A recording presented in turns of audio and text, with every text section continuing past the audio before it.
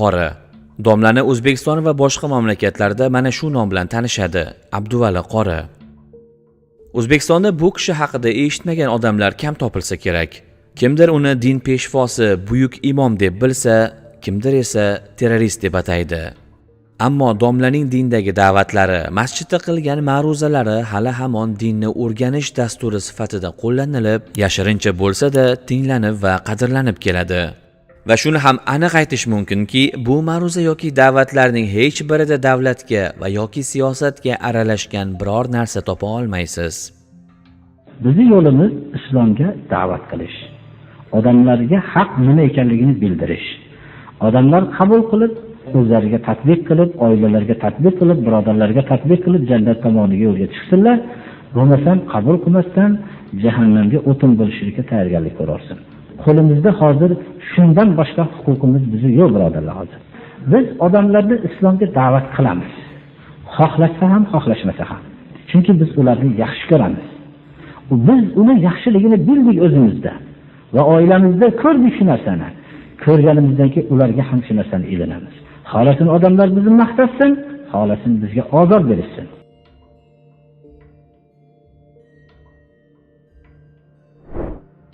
Abduvali Qori Ashurali o'g'li Andijoniy. Abduvali Mirzayev 1950-yilda Andijon shahrida tavallud topadi. 9 farzandli oilaning 5-o'g'li edi. Otasidan kichik Abduvali 9 yoshida yetim qoladi. 9 farzand bilan beva qolgan ona katta farzandlari Abduvalining akalariga suyanib qoladi. Maktab chog'larida ilmga chanqoqligi, barcha tashkiliy ishlarda faolligi bilan o'qituvchilarning e'tiboriga tushgan Abduvali maktabni a'lo baholar bilan tugallaydi. Muallimi hikoya qiladi. Bir voqea hech esimdan chiqmaydi. Maktabdan chiqqan Abduvali daraxt tagida o'tirib, uyga vazifani qilib o'tiribdi. Bilsam, uyga borishga ham sabri chidamay, o'sha yerni o'zidayoq qiziqib, uyga vazifani qilgan ekan. Yosh Abduvali rasm, haykaltaroshlikka qobiliyatli bo'lgan. Ukasi hikoya qiladi.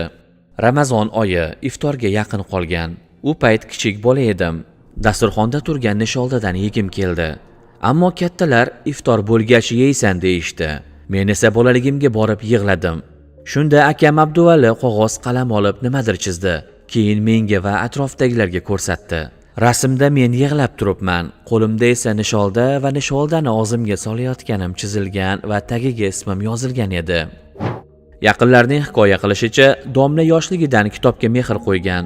Velosipedi bilan tuman kutubxonasidan 8-9 ta kitob olib kelar, bu kitoblarni bir haftada o'qib tugatib, yana kitob olib kelgani ketar ekan. Maktabdagi hamma fanlardan a'lo baholarga o'qigani, xulq-atvori ham namunali, tashkiliy ishlarda ham doim faol va zukko bo'lganini aytishadi. Abduvali Mirzayev bolaligida arxitektura institutiga kirishni orzu qiladi. Faqat 9-sinfdan so'ngra u dinga qiziqib, islomni o'rgana boshlaydi. Ilk darslarini do'stining otasi Abduqodir Qoridan oladi, ammo shu bilan birga maktab darslarini ham oqsatmaydi. 11-sinfda tugallash arafasida o'qituvchilari unga oltin medal olish xushxabarni aytishadi. Abduvali oltin erkaklar uchun harom, ammo olmasam bu kibr hisoblanadi deya o'ziga bir yechim yo'l o'ylab topadi. Unga ko'ra Abduvali 2 oycha maktabda yaxshi o'qiydi-yu, ammo ataylab maktab tartibini buzib yuradi. Va shundan so'ng maktab ma'muriyati komissiyasi tomonidan xulqi namunali emas degan qarorga kelinib, oltin medal berish qarori bekor qilinadi. Tahsilini universitetda davom ettirishni tavsiya qilgan akalarining gaplariga quloq tutmaydi va islom dinini o'rganish uchun o'sha paytda yashirin faoliyat yuritgan hujralardan biriga ketadi. Bu davrlar kichik Abduvali uchun oson kechmagan. Oilasidan yiroqda, uning ustiga hujraning sharoiti og'ir, yegulik va ichkulik o'ziga yarasha. Hujrada bir haftada bir marotaba qozon qaynaydi. U ham bo'lsa suyuq sho'rva. Bir hafta davomida mana shu sho'rva bilan qorin to'yg'iziladi. Haftaning oxiriga borib, sho'rvaning ichida hech narsa qolmay, faqat suviga non botirib yeyishadi. Mana shu og'ir shartlar ostida o'qiyotgan Abduvali onasini juda asrab avaylar, hech bir qiyinchilikdan so'zlamasdi. Uyga kelgan paytlari ham imkoni boricha do'stlaridan yaxshi kiyim-kechaklarni ijaraga olib kiyib kelar. Hammasi yaxshi, o'qib yuribman, mana yaxshiman onajon deya Munis onasini qalbini xotirjam qilishga harakat qilardi. Abduvalining dinga bunchalik qiziqishi, butun hayoti va umrini unga sarflashi oila a'zolarining hammasiga ham yoqavermasdi. Akasi ukasining dinga qiziqishini so'ndirish va hatto namoz o'qishga ham avvaliga qarshi chiqadi. Domlaning akasi bugungi kunda bu voqealarni va o'sha paytdagi qilgan ishini afsus va nadomat bilan esga oladi. Abduvalining namoz o'qishidan voz kechtirish uchun uni tutib qo'l oyog'ini bog'laydi. So'ngra esa atirgulning tikanli poyalari bilan kaltaklaydi. Shu darajada kaltaklaydiki, Abduvalining badani qonab ketadi. Ammo bu yosh Abduvalini ilm o'rganish istagidan qaytarmaydi. Bu safar u uyidan qochib hujraga ketadi va akalari uyda bo'lmaganda kelib onasini ko'rib ketib yuradi. G'arib kim g'arib? Farzandki haqiqiy islomni qanday qilib amal qilsam bo'lar ekan? Qanday qilsam islomga muvofiq yasharmikinman deb turibdi-yu, shunda otasi, sen mendan bo'lganmisan? Nimaga yoshlarga o'xshagan o'yin kulgilarga bir g'arq olmaysan? Nimaga sen bo'lmay yigitlarga o'xshagan mana to'ylarda mast qiluvchi ichimliklarda ichib bunday yigitlik davrini surmaysan deb xitob qilib tursa, onasi senga nima bo'ldi? Mana bu o'yin kulgilardan voz kechib sen butun hayoting mana bunday, butun o'zingni saqol qo'ygan, mana bunday sen butun islomdan boshqa gaping yo'q bo'ldi seni. Deyotgan farzand ham g'aribdir. Hujrada u Qoradoda farg'onalik Hakimjon domla, Mulla Hindistoniy, o'sha davrning mashhur ustozlar qo'lida tahsil ko'radi. Butun e'tiborini din ilmini o'rganishga qaratgan Abduvali 24-25 yoshiga kelibgina Qur'onni yod oladi. Bu ishga ham jiddiy kirishgan domla 10 oy davomida Qur'oni Karimni yod olgan va so'ngra 100 kunlik Qur'on xatmi chillasiga o'tiradi. Chillaning qoidasi kunning asosiy qismi Qur'on o'qiladi va takror xatm qilinadi. Shu yo'l bilan domla o'rgangan ilmini yanada puxtalab olgan. Bu uslubning o'zi ham domlaning ilm olishga qay darajada ahamiyat bergani va mas'uliyatli yondoshganini ko'rsatadi. Domlaning yana bir odatlaridan biri har yili Ramazon kirishidan 2-3 oy oldin Qur'onni xatm qilib, uni boshqalarga eshittirib o'qishi ekan. Bu bilan domla Qur'on tilovatidagi o'z xato kamchiliklarini ham tuzatgan. Singillari hikoya qiladi. Bir marta akamning Qur'on xatmlariga tinglovchi bo'ldim. Butun Qur'on xatmida 3 yoki 4 marotaba xato qildilar xolos. Bir o'tirganda 4-5 juz Qur'on o'qirdilar. Xatmni tugatdilar va yana nimagadir Fotihani o'qib, Baqara surasini boshlab ketdilar. Hayron bo'ldim, ammo Qur'on o'qiyotganlari bois tilovatni bo'lmadim. Qur'on o'qishni to'xtatganlaridan so'ngra nimaga bunday qilganliklarini so'radim. Xatm tugashiga yaqin o'zimda xatm tugadi, endi biroz dam olish mumkin degan shayton vasvasasini his qildim va bu vasvasani bostirish uchun yana bir xatmni boshlab yubordim degandilar. Qur'oni Karimdan bosh tortgan, yuz o'girgan kishilarni Alloh subhanahu va taolo zolimlar deb atadi. Estaizu billah, bal huwa ayatun bayinatun fi suduril ladina utul ilm va ma yajhadu bi ayatina illa az-zalimun. 1989-yilga qadar esa Abduvali Mirzayev kolxoz bog'ida bog'bonchilik, o'z uyida esa ko'katchilik qilgan. Ko'pchilik ularni velosipedda yurganlarini hikoya qilishadi. Sobiq ittifoq rahbari Gorbachyovning 1985-yildagi qayta qurish siyosati Sovet ittifoqi tarkibidagi davlatlar uchun siyosiy va moliya borasida bir qancha erkinliklar taqdim qiladi. Jumladan bu erkinliklar din va e'tiqodga ham beriladi. Revolyutsiya davrida ko'pgina jome va masjidlar buzilgan, qolganlari esa choyxona, idora, klublarga aylantirilgan.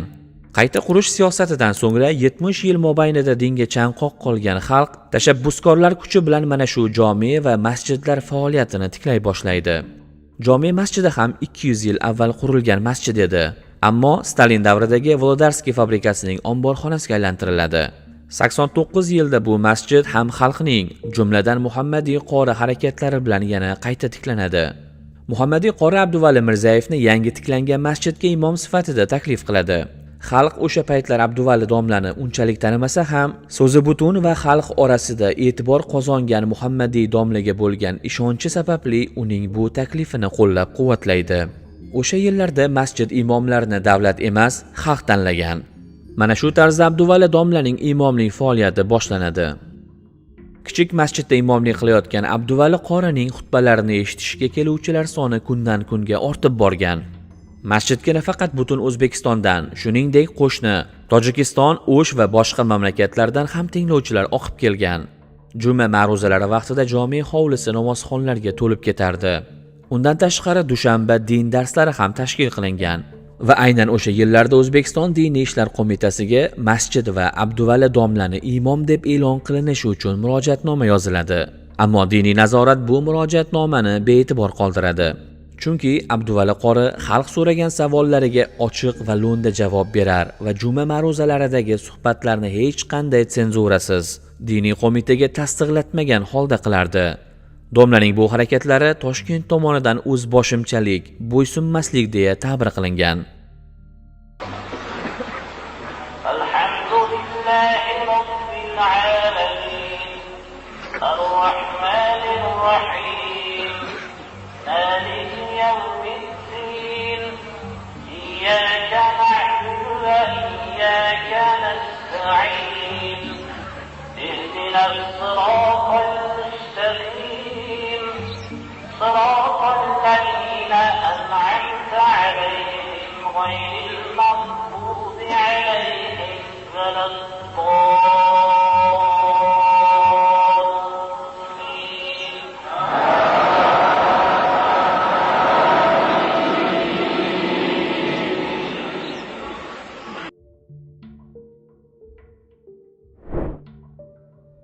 Abduvali domlaning ta'rifi dunyoga yoyilgan.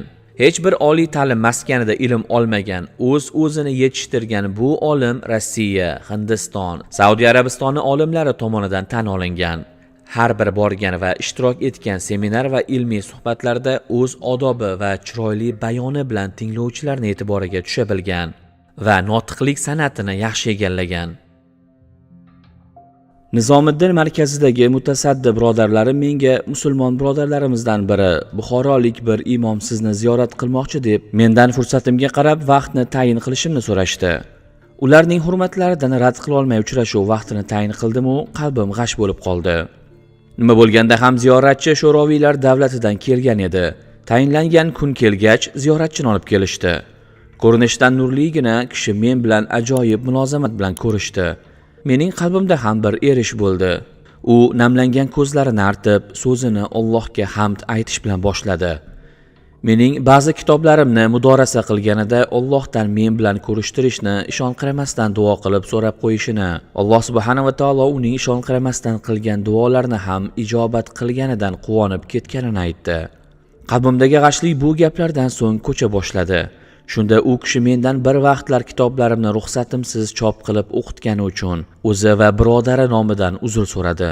Men bu so'zlarni istehzoga olib o'qitgan kitoblarimning mazmuni haqida so'radim. U kishi menga birma-bir mufassal aytib berdi. Ya Alloh, mening kitoblarim temir qo'rg'on ichida-ya. Ko'zlarim yoshga to'ldi. Qalbimdagi g'ashlik batamom ketdi. O'rnimdan turib boshqatdan ko'rishdim. Bu inson Alloh subhanahu va taoloning cheksiz qudrat sohibi ekaniga dalolat qiladigan temir qo'rg'on ichidagi mo'jizasi Shayx Abduvali edi. Keyinroq menga Shayx Abduvaliga Allohning imtihoni kelib, u kishining mazlum bo'lgani ma'lum bo'ldi. Ha, Alloh subhanahu va taolo faqat o'zi suygan bandalarini imtihon qiladi. Qolaversa, Moron Nahr xalqlari azaldan ulamolari va asl farzandlarini o'z vaqtida qadrlamasdan zoya qilishlari ma'rufdir. Men bu dunyoga kelib Shayx Abduvalidek kishi bilan tanishib, birodar bo'lganimdan baxtiyorman. Alloh subhanahu va taolo birodarim va u kishining oilasiga ulkan sabr va dunyo oxiratda ajr bersin. Abul Hasan An-Nadaviy, Laknov, Hindiston. Biz o'zbek degan xalqni Shayx Abduvali orqali taniganmiz. Qandaydir mal'unlar Alloh subhanahu va taoloning rahmatidan mahrum bo'lib, Shayx Abduvalini qadrlamagan bo'lsa, u kishi butun osmon ahli, qolaversa yerdagi solih kishilar nazdida g'oyat qadrlidir. Shayx Abduvalini yaqinlari zoya qilgan bo'lsa ham, u kishini olisdagilar hurmat va izzat bilan tilga oladi. Alloh subhanahu va taolo Yusuf alayhissalomga bergan imtihonni birodarim Shayx Abduvaliga berdi. Bu imtihon har kimga ham berilmaydi. Demak, Shayx Abduvalining xalqi hali u kishi oralarida yurishga loyiq emas ekan. Alloh subhanahu va taolo suygan bandasini suymagan qavm ichida bo'lishini xohlamaydi. Doktor Abdurrahman Safar al-Havali, Madina-i Munavvara. Buxoriy birodarlarim taklifiga ko'ra buyuk muhaddislar yurtiga safarga otlandim. Safar chog'ida barcha katta shaharlarda bo'ldim va musulmonlar bilan tanishdim. Andijonga juma kuni keldik va jome masjidida Shayx Abduvali bilan tanishdik. Hozir men o'sha safarning boshqa onlarini eslolmasam-da, Andijonda bo'lgan kunlarimni tiniq eslayman. Masjiddagi islomiy muhit meni zamoni saodatga qaytargandek bo'ldi. Boshqa biron joyda buncha ko'p yoshlarni ko'rmadim. Juma namozi tugagach, shayx o'z shogirdlari bilan uchrashtirdi. Ular shu darajada ko'p ediki, men odamlar ketmabdi deb o'ylabman.